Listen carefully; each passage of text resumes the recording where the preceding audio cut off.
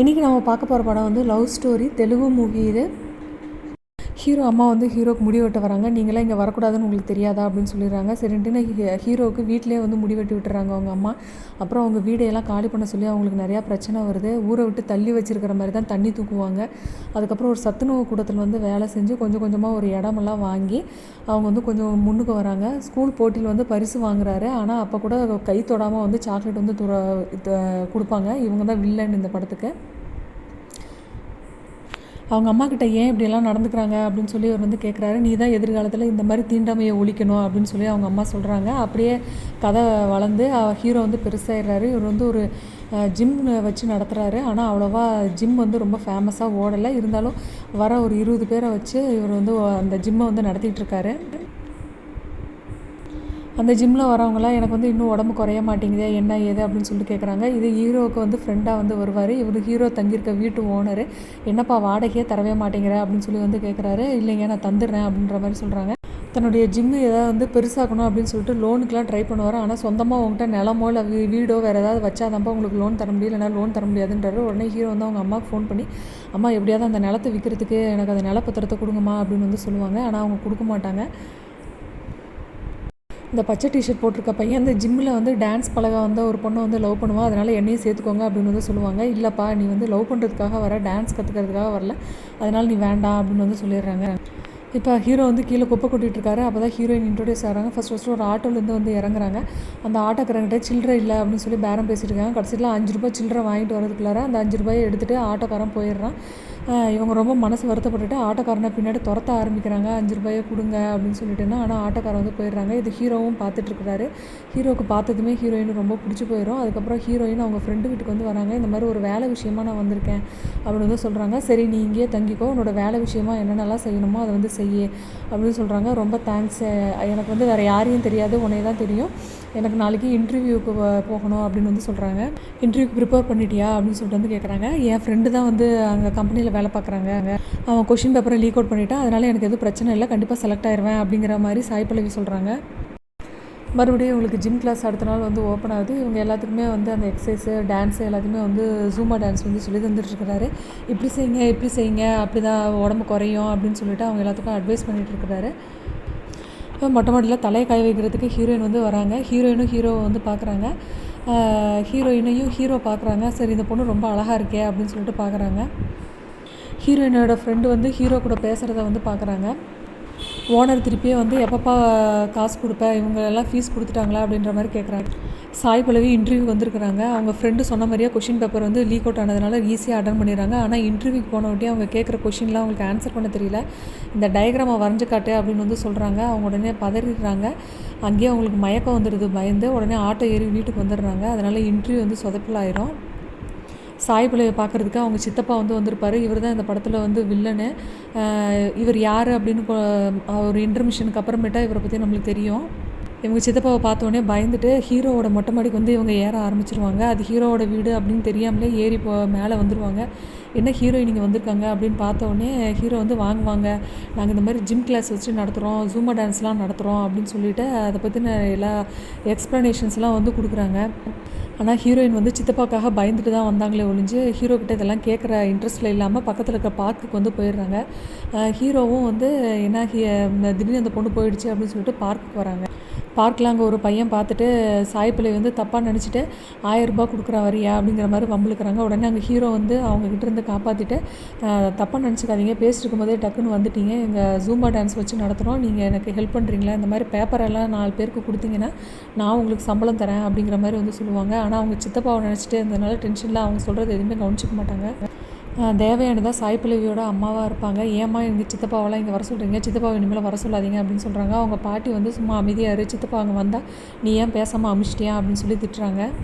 சாய் பல்லவி அவங்க ஃப்ரெண்டுக்கிட்ட வந்து மேலே அவங்க ஹீரோ எப்படி என்ன டைப்பு, அவங்க ஜிம் கிளாஸ்லாம் நடத்துகிறாங்களே, இந்த மாதிரி அவங்கள மூஞ்சில் அடிக்கிற மாதிரி நான் பார்க்கில் பேசிட்டேன் அப்படின்னு வந்து கேட்குறாங்க. அவங்க ஃப்ரெண்டு வந்து அவர் நல்ல டைப் தான், நீ போய் சாரி கேளு அப்படின்னு வந்து சொல்லிடுறாங்க. சரின்ட்டு சாரி கேட்குறதுக்காக அந்த ஜிம் நடக்கிற அந்த இடத்துக்கு வந்து வராங்க சாய் பல்லவி. சாரிங்க, நேற்று நான் வந்து வேறு டென்ஷனில் இருந்ததுனால உங்கள்கிட்ட சரியாக பேச முடியாமல் அந்த மாதிரி இன்சல்ட் பண்ணுற மாதிரி பேசிட்டேன், தயவு செஞ்சு என்னை மன்னிச்சிருங்க அப்படின்றாங்க. சரிங்க நானும் மன்னிச்சிட்டேன், ஒன்றும் பிரச்சனை இல்லை, இன்றைக்கி கொண்டு போய் என்னோடய பேப்பர்லாம் கொடுத்தீங்கன்னா நான் உங்களுக்கு கொஞ்சம் காசு தரேன் அப்படின்ற மாதிரி வந்து சொல்கிறாங்க. இல்லைங்க வேண்டாம், எனக்கு வந்து அதெல்லாம் சரி வராது, நான் இங்கே வேலை தேடி தான் வந்தேன், ஆனால் இந்த வேலையை நான் செய்ய எனக்கு இன்ட்ரெஸ்ட் இல்லை அப்படின்றாங்க. ஆனால் திருப்பி திருப்பி ஹீரோ வந்து ஃபோர்ஸ் பண்ணுறாரு. நான் உங்களுக்கு ஒரு 5000 தரேன், ஒரு 1000 தரேன் அப்படின்ற மாதிரி வந்து சொல்கிறாங்க. இல்லைங்க வேண்டாம் அப்படின்னு சொல்லிட்டு போகிறாங்க. அப்புறம் வேண்டாம் விருப்பா கையில் வந்து வச்சிடுறாரு. சரி நம்ம போய் கொடுத்துட்றேன் அப்படின்றாங்க. ஓனர் பார்த்துட்டு ஏன்டா இந்த வேலைக்கெலாம் அவனுக்கு 5000 தரையே, அதுக்கு நீ வீடு வாடகை கொடுக்கலாம்ல அப்படின்னே, நான் கொடுத்துட்றேன் அப்படின்னு வந்து சொல்கிறாங்க. சரி ஹீரோயின் கரெக்டாக தான் போய் எல்லாருக்கிட்டையும் அந்த ஸ்லிப் எல்லாத்தையும் கொடுக்குறாங்களா ஜிம் இதில் ஜூம்பா டான்ஸில் சேர்றதுக்கு அப்படின்னு போய் பார்க்குறாங்க. கடைசியில் பார்த்தா சுண்டல்காரங்கிட்ட அந்த பார்சல் எல்லாத்தையும் கொடுத்துட்டு போயிடுறாங்க. உடனே ஹீரோவுக்கு ரொம்ப கோவம் வந்துடுது, இந்த பொண்ணு ஏன் இப்படி பண்ணிச்சு அப்படின்னு சொல்லிட்டுன்னு. அப்புறம் நைட்டு சாய் பல்லவியை பார்த்து ஏங்க இப்படி பண்ணீங்க, ஒரு சுண்டல் விற்கிறவங்ககிட்டயா என்னோடய பேப்பர் எல்லாத்தையும் கொடுப்பீங்க அப்படின்னு சொல்லிட்டு வந்து சண்டை போடுறாரு. அப்படின்னு நான் வேண்டாம்னு நீங்கள் தான் கொடுத்தீங்க, யாருமே ஆக்சுவலாக அந்த பேப்பரை வாங்க மாட்டேன்ட்டாங்க, அதனால தான் சுண்டல்காரங்கிட்ட கொடுத்தேன், அப்போயாச்சும் 4 பேர்கிட்ட அந்த பேப்பர் போய் சேருமே அப்படின்னு சொல்லிட்டு அப்படின்றாங்க. இதுதான் அந்த ஐடி கம்பெனியில் வேலை பார்க்குற சாய் பல்லவியோட ஃப்ரெண்டு. எனக்கு வேறு ஏதாவது வேலை அரேஞ்ச் பண்ணி கொடு, என்னால் முடியல அப்படின்னு வந்து சொல்கிறாங்க. இல்லைப்பா எனக்கு வேறு எந்த வேலையும் தெரியாது, வேணால்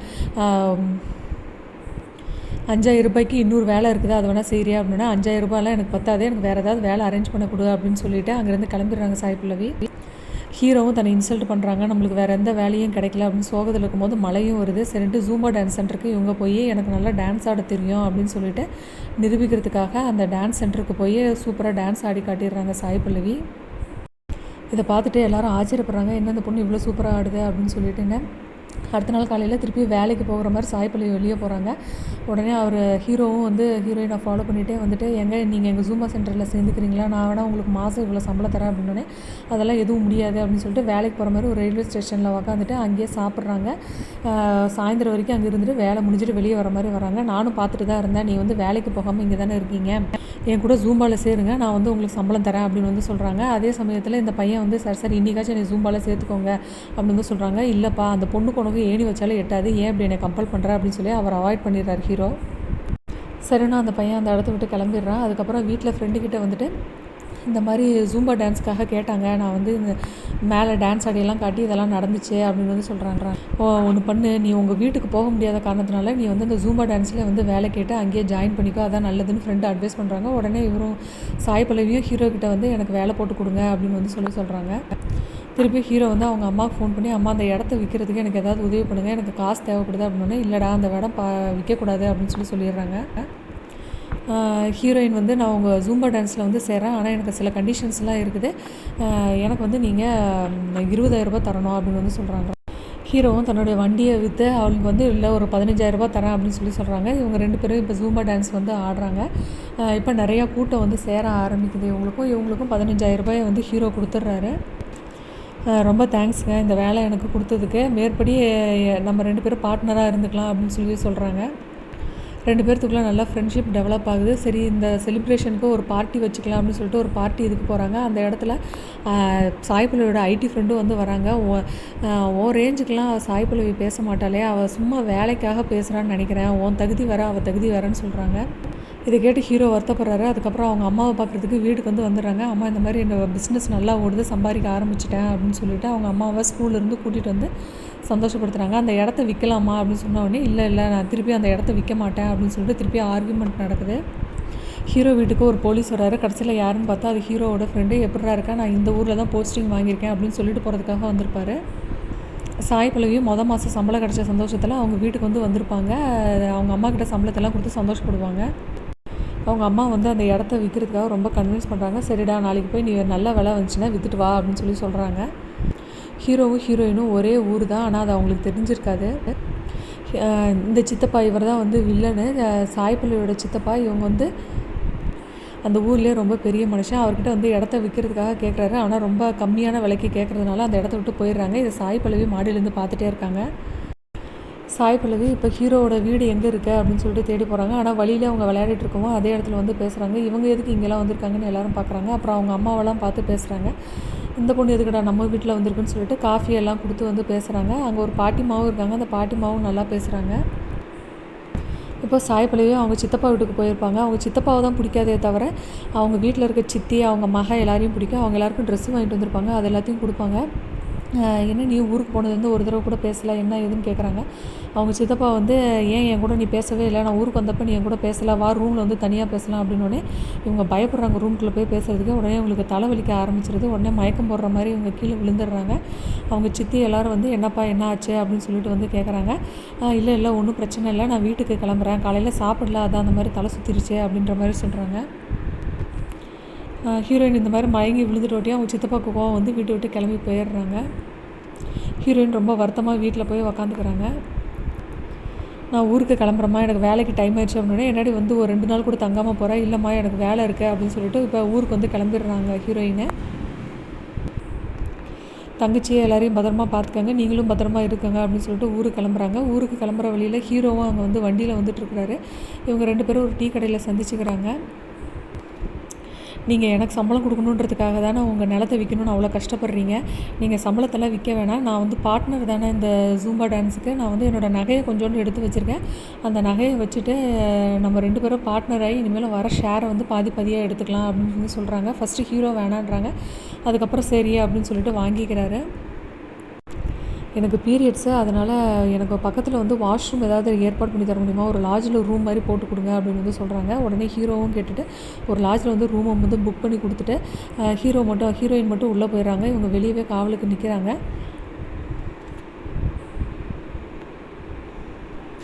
இவங்க இப்போ எல்லா வேலையும் முடிச்சுட்டு ஹீரோயினும் வெளியே வந்துடுறாங்க. இவங்க வெளியே வரும்போது சாய்பல்லவியோட ரிலேஷன் வந்து ஒருத்தர் வந்து பார்த்துடுறாரு. இவங்க பஸ்ஸுக்காக வெயிட் பண்ணுறாங்க, ஆனால் பஸ்ஸு வரவே இல்லை. சரி, இவங்க ஏற்கனவே ஏறின பஸ்ஸு வந்து விட்டுட்டு போயிடுறத அவங்க கவனிச்சிடுறாங்க. அதுக்கப்புறம் இன்னொரு பஸ்ஸில் வந்து ஹீரோ வந்து ஏற்றி விடுறாரு.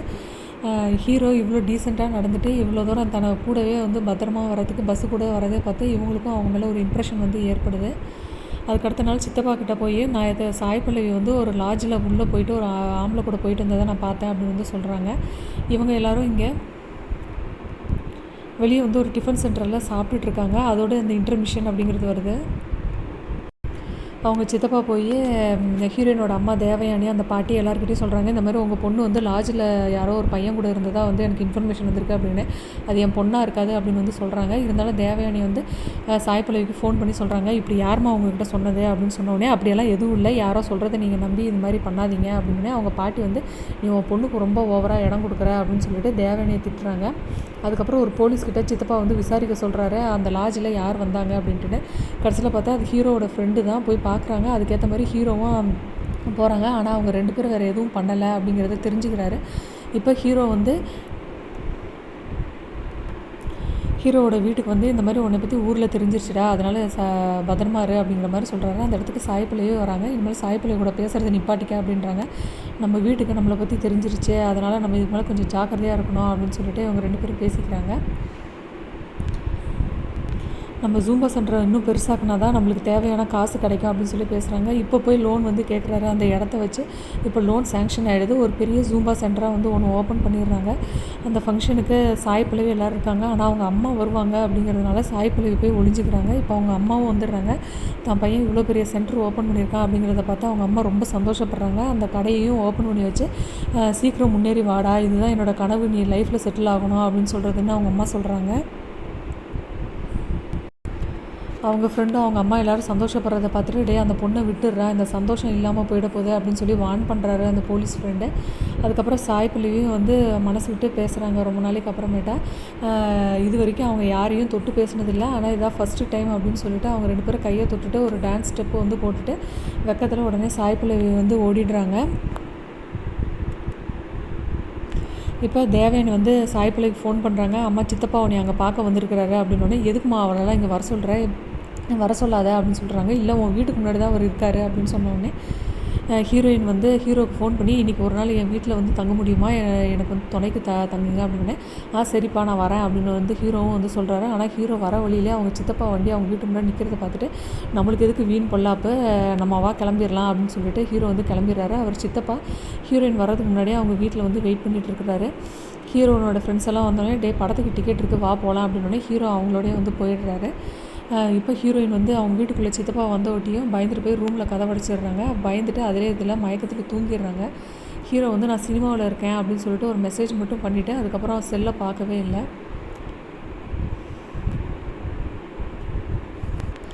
காலையில் அவங்க ஃப்ரெண்டு தான் வந்து கதவை தட்டுவாங்க. அவங்க அப்போ தான் அந்த மயக்கத்துலேருந்து தெளிஞ்சு எந்திரிப்பாங்க. என்னப்பா ரொம்ப டயர்டாக இருக்கியா அப்படின்னு சொல்லி அவங்க கேட்பாங்க. இல்லை நேற்று ஒர்க்கு அதனால தான் அப்படின்னு சொல்லிட்டு வந்தேன். ஹீரோயினும் இப்போ வந்து ஹீரோக்கிட்ட ரொம்ப இதாக சொல்லுவாங்க. நேற்று ஒரு உதவிக்கு தானே என் வீட்டில் வந்து நான் தங்க சொன்னேன், அதுக்கு வராமல் இப்படி ஏமாத்துவியா, ஒரு படத்துக்கு போவேனா சொல்லுவேன் நீ அப்படின்னோடனே, இல்லைப்பா உங்கள் சித்தப்பா வந்திருந்தாரு, வந்தால் பிரச்சனை ஆகும்னு. சித்தப்பா வந்தால் என்ன, நான் உன்னை வர சொன்னேன், நீ பேசணும்ல அப்படின்னு சொல்லி சொல்லுவாங்க. இவங்க 2 பேர்த்துக்குள்ளே அது சண்டையாக மாறிடும். சாய் பல்லவியும் ரொம்ப சோகமாக போய் படுத்துருவாங்க. சாய் பல்லவியும் அவங்க வேலையில் சரியான ஈடுபாடு இல்லாமல் இருப்பாங்க. அதே சமயம் ஹீரோவும் வந்து அவங்களோட வேலையில் வந்து ஈடுபாடு இல்லாமலே இருப்பாங்க. அதுக்கப்புறம் சாய் பல்லவி நிதானமாக உட்காந்து யோசிப்பாங்க. ஆமாம்ல, சித்தப்பாவை பற்றி நம்மளுக்கு மட்டும் தானே தெரியும், அவங்க ஹீரோவுக்கு தெரியாதுல்ல, அதனால் ஹீரோ மேலே தப்பு இல்லை அப்படிங்கிறத புரிஞ்சுக்கிட்டு ஹீரோக்கிட்ட மன்னிப்பு கேட்குறதுக்காக போகிறாங்க. ஹீரோவும் ஃபஸ்ட்டு இல்லைங்க பரவாயில்ல, நான் தான் தேவையில்லாமல் ரொம்ப ஓவராக நினச்சிட்டேன் அப்படின்னு வந்து சொல்லிடுறாங்க. அப்புறம் சமாதானமாக ஆயிடுறாங்க. அதுக்கப்புறம் இப்போ ஹீரோவை வந்து காலையில் ஹீரோயினை பார்த்துட்டு நம்ம சீக்கிரம் கல்யாணம் பண்ணிக்கலாம், நம்ம சீக்கிரம் லைஃப்பில் செட்டில் ஆகலாம் அப்படின்னு சொல்லிட்டு இவங்க 2 பேரும் வந்து பேசுகிறாங்க. சரி அதுதான் நம்மளுக்கும் நல்லது அப்படின்னு சொல்லி யோசிக்கிறாங்க. அப்போ ஒரு பாட்டு வந்து வருது. இவங்க 2 பேரும் சீக்கிரம் ஒன்று சேரணும் அப்படின்னு சொல்லிட்டு தன்னோட லைஃப்பை பற்றி இது பண்ணுறாங்க. உடனே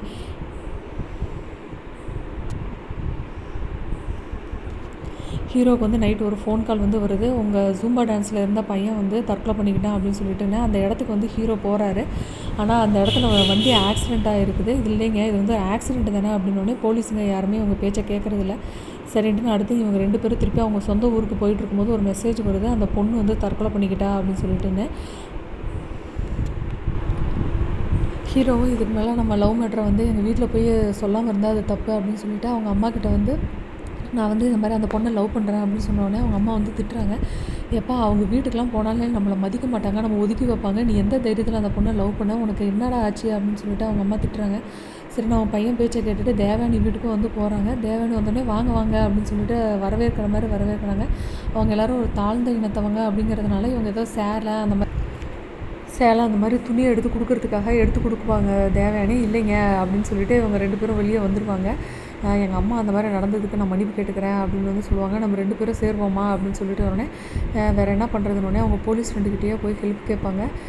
நீங்கள் 2 பேரும் சேரதுக்கான சாத்தியமே இல்லைடா அப்படின்னு சொல்லி வந்து சொல்கிறாங்க. ஏதாவது ஹெல்ப் பண்ணுடா, ஹெல்ப் கேட்குறதுக்காக தானே வந்திருக்கோம் அப்படின்னு சொல்லிட்டு ஹீரோ வந்து கேட்குறாரு.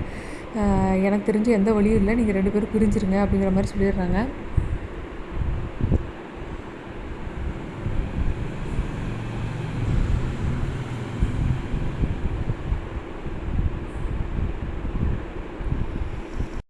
அதுக்கப்புறம் அந்த போலீஸ் ஃப்ரெண்டே அடுத்த நாள் காலையில் வந்து நீ வெளிநாட்டுக்கு போயிடு, நீ வந்து உங்கள் வீட்டுக்கு போயிடு, அப்புறம் கொஞ்ச நாள் கழித்து என்ன நடக்குதுன்னு பார்த்துக்கலாம், நீ வந்து தற்கொலை பண்ணிக்கிட்ட மாதிரி ஏதாவது ஒரு சீன் க்ரியேட் பண்ணிவிட்டு அதுக்கப்புறம் நீங்கள் 2 பேரும் சேர்ந்து வாழுங்க, இது ஒன்று தான் வழி இருக்குது அப்படின்னு சொன்னோடனே சரி அப்படின்னு சொல்லிட்டு ஹீரோவும் வந்து வெளிநாட்டுக்கு போகிறதுக்கான பாஸ்போர்ட் விசா எல்லாத்தையும் தயார் பண்ணிவிட்டு இப்போ வெளிநாட்டில் போய் வேலை பார்க்க போகிறாரு. ஹீரோயினையும் பஸ் ஏற்றி விட்டுடுறாங்க. ஹீரோயின் இப்போ அவங்க சொந்த ஊருக்கு வந்து அவங்க அப்பா அம்மா கிட்ட வந்து போகிறாங்க. ஹீரோ வந்து வெளிநாட்டுக்கு போயிடுறாரு, துபாயில் போய் வேலை பார்க்கறதுக்கு கிளம்பிடுறாரு. இப்போ அவங்க ரிலேஷனுக்கு ஒருத்தருக்கு வந்து கல்யாணம். அந்த கல்யாணத்துக்கு வந்து சாய் பல்லவி அவங்க வீட்டில் இருக்க எல்லாருமே வந்து போகிறாங்க. அப்புறம் ரொம்ப நாளைக்கு அப்புறம் ஹீரோயின் வந்து ஹீரோ கூட பேசுகிறாங்க. எப்படி இருக்க, எப்போ ஊருக்கு வர, என் நினப்பெல்லாம் இருக்கா அப்படின்னு சொல்லிட்டு வந்து கேட்குறாங்க. அவரும் ஊரில் இருந்து வந்துடுறாரு. அவங்க அம்மா பார்த்தோன்னே ரொம்ப சந்தோஷப்படுறாங்க. வாப்பா எப்படிப்பா இருக்க அப்படின்னு சொல்லிட்டு வந்து கேட்குறாங்க. இப்போ சாய் பல்லவி இவங்க 2 பேரும் வந்து ரெஜிஸ்டர் மேரேஜ் பண்ணிக்கலாம் அப்படின்னு சொல்லிட்டு வந்து ரெஜிஸ்டர் மேரேஜுக்கு வந்து தயாராகிறாங்க. ஆனால் ரெஜிஸ்டர் மேரேஜ் அன்றைக்கின்னு பார்த்து எல்லோரும் போலீஸும் வெயிட் பண்ணுறாங்க. அதே சமயம் ஹீரோவும் வந்து ரெஜிஸ்டர் ஆஃபீஸில் வந்து வெயிட் பண்ணுறாங்க. ஆனால் சாய் பல்லவி வரவே இல்லை. உடனே ஹீரோவுக்கு வந்து கோவம் வந்துடுது. சரி நம்ம கிளம்பிடலாம் அப்படின்னு சொல்லிட்டு போகிறாங்க. கடைசியில் ஊருக்கு வந்தோடனே சாய் பல்லவி அவங்கள பார்த்தோன்னே ஓடி வராங்க. என்னை தப்பாக நினச்சிடாத, எனக்கு வந்து வீட்டில் வேறு ஒரு பிரச்சனை இருந்துச்சு, அதனால தான் என்ன பிரச்சனை அப்படின்னு சொன்னோடனே நான் வந்து ரெஜிஸ்டர் மேரேஜுக்காக தான் வந்துட்டு இருந்தேன். அப்போ என் தங்கச்சி வந்து ரோட்டில் நடந்து போயிட்டு இருந்ததை பார்த்துட்டு எங்கள் சித்தப்பா வந்து வண்டியில் இப்படி உக்காரு அப்படி உக்காருன்னு ஒரு தவறான முறையில் வந்து சொல்லியிருந்தாரு அப்படின்னு வந்து சொன்னாங்க. ஏன் சித்தப்பாவுக்கு போய் பயப்படுறேன் அப்படின்னா, சின்ன வயசுலேருந்து என்கிட்ட எங்கள் சித்தப்பா வந்து தப்பாக நடப்பார், எனக்கு வந்து அப்போ அறியாத வயசு, அதனால் அது புரியல, ஆனால் நான் அழுவேன், என்னை விடுங்க அப்படின்னு சொல்லுவேன், என்னை கேட்க மாட்டாங்க, என்னை ஸ்டிக்கு வச்சு அடித்து மிரட்டுவார் அப்படின்னு வந்து சொல்லுவாங்க. இந்த ஹீரோ கேட்டவுடனே ரொம்ப வருத்தப்படுவார். இந்த மாதிரி விஷயத்த நீ சொல்லாமல் இருக்கக்கூடாது. நீ வந்து ஃபஸ்ட்டு இதை போய் என்கிட்ட சொல்கிறத விட உங்கள் அப்பாக்கிட்டேயோ அம்மாக்கிட்டேயோ சொல்லு அப்படின்னு சொல்லிவிட்டு கையோடு பிடிச்சிட்டு போட்டு தேவயானி அவங்க பார்த்துட்டு ஃபஸ்ட்டு என் பொண்ணு கையை விடு, நீ எதுக்கு எங்கள் வீட்டுக்குள்ளே வந்திருக்க அப்படின்னு கேட்டோடனே உங்கள் பொண்ணு சொல்கிறத கேளுங்க, உங்கள் பொண்ணுக்கிட்ட ஓப்பனாக பேசுங்க அப்படின்னு சொல்லிட்டு வந்து சொல்கிறாங்க. அவங்க சாய் பல்லவி நடந்தது எல்லாத்தையும் சித்தப்பாவை பற்றி வந்து பேச ஆரம்பிக்கிறா. உடனே இந்த நியூஸை தெரிஞ்சு சித்தப்பாவும் வந்து அவங்க வீட்டுக்கு வந்துடுறாங்க. இவனோட சேர்ந்து ஓடி போகிறதுக்காக ஏன் கேரக்டரை தப்பாக பேசுகிறா அப்படின்னு சொல்லிட்டு சித்தப்பா சொல்லுவார். ஆனால் தேவயானி வந்து தான் பொண்ணு சொல்கிறத வந்து நம்பிடுவாங்க. ஹஸ்பண்ட் வந்து இல்லடி உன் பொண்ணு சொல்லாத நம்பாத அப்படின்னு சொன்ன உடனே ஹஸ்பண்டையே தட்டி விட்டுட்டு இது பண்ணுறாங்க. உடனே கைகலப்பு வந்து வருது ஹீரோவுக்கும் சித்தப்பாவுக்கும். சித்தப்பாவை வந்து ஒரு ரூமில் வந்து அடைச்சி வச்சுட்டு தேவயானி வந்து நீ எல்லாம் ஒரு அப்பனா, ஒரு பெத்த பொண்ணு வந்து இப்படி சொல்லும் போது அவள் என்ன சொல்கிறாளோ அந்த விஷயத்துக்கு தான் நம்ம இம்பார்ட்டன்ஸ் கொடுக்கணும் ஒழிஞ்சு வேறு யாருக்கும் இல்லை அப்படின்னு சொல்லிட்டு தேவயானியை வந்து நீங்கள் 2 பேரும் இங்கேருந்து போயிடுங்க அப்படின்னு வந்து சொல்கிறாங்க. உடனே அவங்க சித்தப்பா ரூமில் இருந்துட்டு அவங்க அடியாட்களுக்கெல்லாம் ஃபோன் பண்ணிவிட்டு அவங்கள வந்து இந்த ஊரை விட்டு எங்கேயுமே நீங்கள் வெளியே அனுப்பக்கூடாது அப்படின்னு சொல்லி அவங்க அடியாட்களை வச்சு துரத்த வைக்கிறாங்க. தேவயானி வந்து நீங்கள் எப்படியாவது இந்த வீட்டை விட்டு போயிடுங்க, இந்த ஊரை விட்டு போயிடுங்க அப்படின்னு சொல்லி அவங்களே வந்து வழி அனுப்பிச்சு வைக்கிறாங்க. ஹீரோவும் ஹீரோயினும் வந்து அவங்க அம்மா கிட்ட வந்துட்டு வாங்கம்மா நம்ம கிளம்பலாம், நம்மளை பற்றி அவங்க சித்தப்பாக்கெலாம் தெரிஞ்சிருச்சு, அவங்க அடியாட்கள் துரத்துறாங்க அப்படின்னு சொன்னோடனே அவங்க அம்மாவையும் கூப்பிட்டுட்டு வந்துடுறாரு. சித்தப்பாவும் அந்த கதவை உடச்சிட்டு எப்படியோ அந்த வீட்டை விட்டு வெளியே வந்து வந்துடுறாரு. இவங்க நைட்டு ஃபுல்லாக அங்கே இங்கேன்னு ஓடிக்கிட்டே இருக்காங்க. ஆனால் எங்கே போய் ஓடி ஒளியறதுனே தெரியல.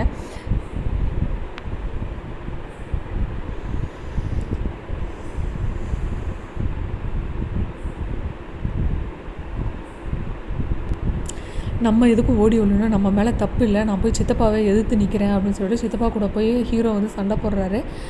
ஆனால் 2 பேருக்கும் நல்ல பெரிய சண்டையாக இருக்கும்போது வந்து ஹீரோ வந்து கை தவறுறதெல்லாம் இப்படி தட்டி விடும்போது சித்தப்பா வந்து மாடியிலேருந்து கீழே விழுந்துடுறாரு. அவரும் வந்து இறந்துடுறாரு. இதை பார்த்து எல்லோரும் ஷாக் ஆகுறாங்க. உடனே போலீஸும் அங்கே வந்துடுது. நாக சைத்தன்யா தான் வந்து ஹீரோ தான் கொன்னார் அப்படின்னு வந்து தெரிஞ்சிட்டோட்டியும் ஹீரோவை அரெஸ்ட் பண்ணிட்டு போகிறாங்க. உடனே சாய்பல்லவி வந்து அழுகிறா. இல்லை நீங்கள் போகாதீங்க அப்படின்னு சொல்லிட்டு வந்து அழுகிறா. இல்லை நான் வந்து போய் தான் ஆகணும் அப்படின்னு சொல்லிட்டு அவங்க வந்து கிளம்புறாங்க. சாய் பல்லவி ரொம்ப அழுகுறாங்க. அவங்க அம்மாவும் ரொம்ப கஷ்டப்படுறாங்க. அதுக்கப்புறம் சாய் பல்லவி வந்து ப்ரொசீஜர் படி வந்து லாவை மூவ் பண்ணி கடைசியில் 2 பேரும் வந்து சேர்ந்துடுறாங்க. அதோடு இந்த படமும் முடியுது. இந்த சேனல் உங்களுக்கு பிடிச்சிருந்துச்சின்னா கண்டிப்பாக சப்ஸ்கிரைப் பண்ணுங்கள். நன்றி, வணக்கம்.